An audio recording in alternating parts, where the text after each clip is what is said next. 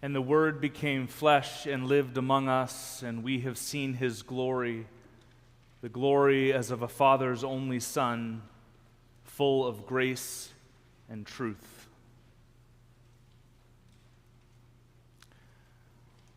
I have one son. He turned 14 this year. When he was 6 months old and beginning solid food, my wife and I made the decision to raise him vegetarian. You can ask me about that later.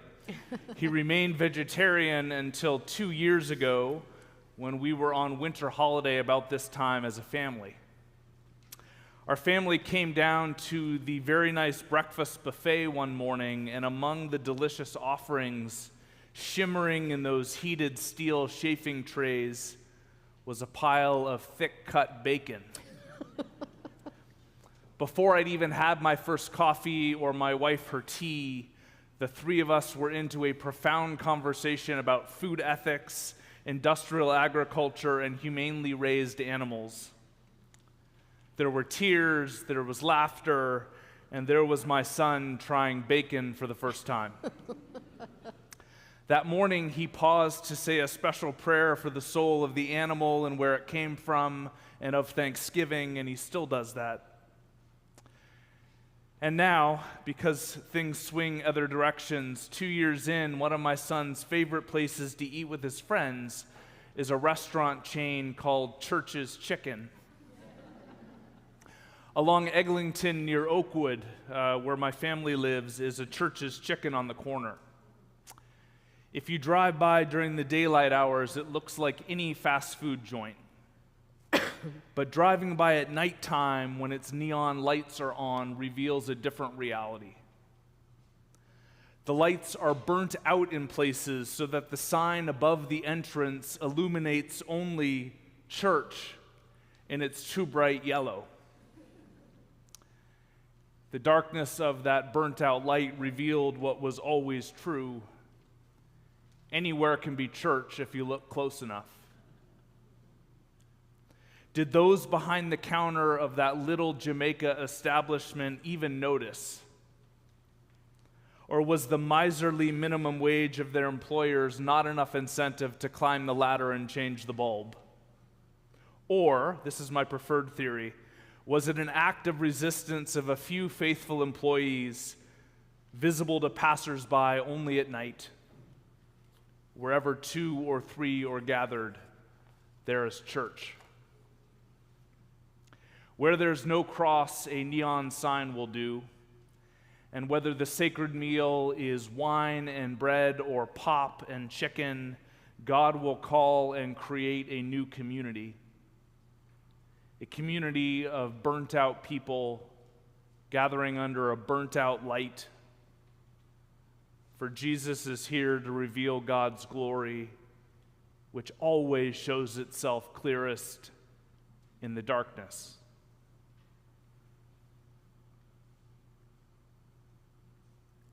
He came to what was his own, and his own people did not accept him. But to all who received him, who believed in his name, he gave power to become children of God.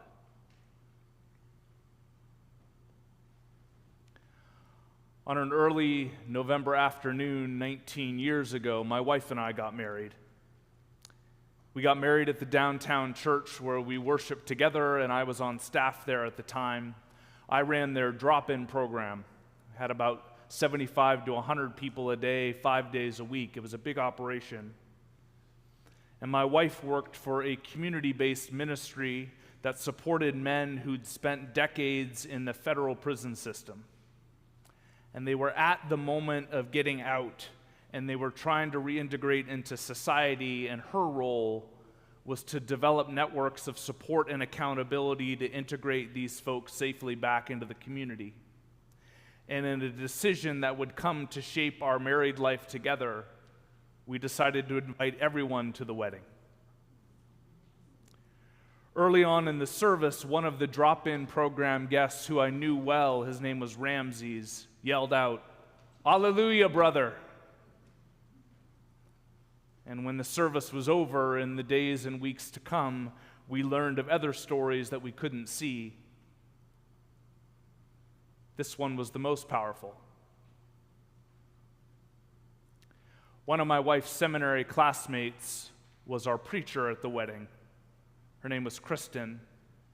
She was a new mom, and she was nursing at the service in the pews at the back of the church. No one knew she was the preacher. Sitting behind her was one of the men that my wife was working with. This man had spent years in prison and had recently left the outward bars of the prison yard. And if you've been in long enough, you then need to figure out how you're going to live free of that inner prison once you're outside.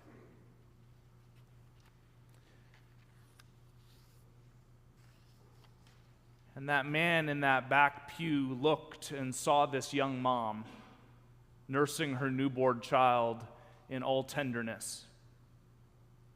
A child with a clean slate and a wide open future, could do anything. And that man turned to the person sitting next to him and said, "I just wish I could start over as a baby." When the time came, Kristen unlatched her nursing child, handed the baby to a friend, and walked up to the pulpit to preach. You see, Jesus was rejected by most of those who knew him, except his mom. But to the few who did receive him and who tried to believe in his name and what it meant, he gave the power to become children of God, to start over, to step beyond their solitary confinement and to try to belong to a community again. For this is God's redemptive purpose. It's not about us. It's to form a new community, a new family, of people that are from every tribe and race and language and tongue. As lawyer Brian Stevenson of the Equal Justice Initiative proclaims, each of us is more than the worst thing we've ever done.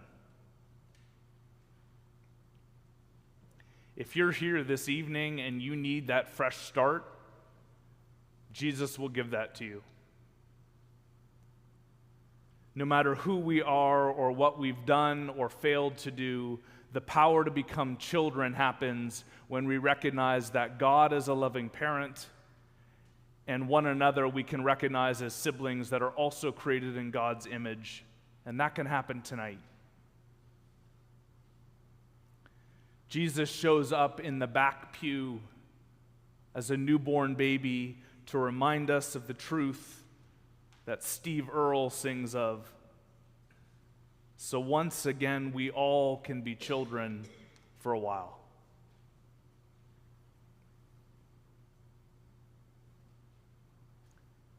The light shines in the darkness, and the darkness did not overtake it.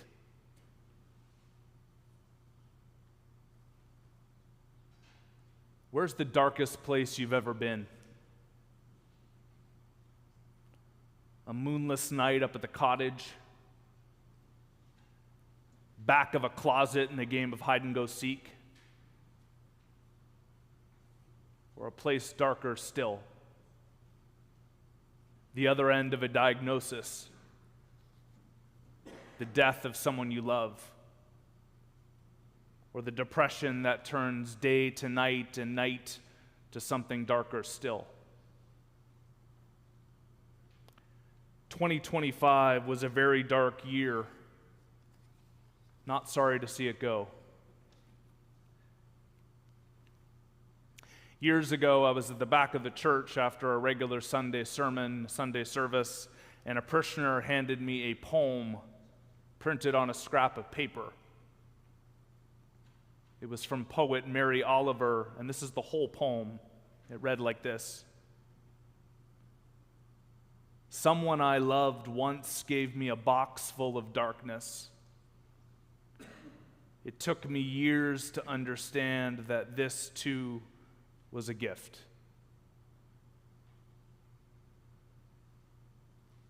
I'm not here to tell you that the darkness you're experiencing is actually a good thing. I am here to testify that there are gifts in the darkness that no one but God can reveal. Our gospel is clear on this one point. John the Baptist came to testify to the light, but he was not the light. This is the gospel of darkness. You are not the light, and neither am I. Only Jesus is the light. Pressure off. Any light that we give off is like the moon, a reflected light. To quote Barbara Brown Taylor, ours is not a full solar spirituality, it's a lunar one, and it waxes and wanes if we're honest. You are not the sun generating light. You are the moon reflecting it. And the only time that reflected light is visible is in the presence of darkness. So we can stop pretending. The darkness in our lives is not a barrier to God's work. It is the background for God's work to be made visible. The darkness is not something to be hurried through or hidden away or pretended it doesn't exist, and neither is it something to be wallowed in. Rather, darkness is just the condition of learning to follow Jesus or just being alive. Amid the other gifts that we may be opening this Christmas, here is one more. A box full of darkness. It may take some time for your eyes to adjust. When they do, you may see what others in their day-glow brightness cannot.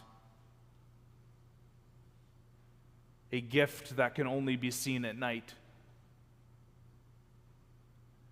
A newborn baby who gives us a chance to start over.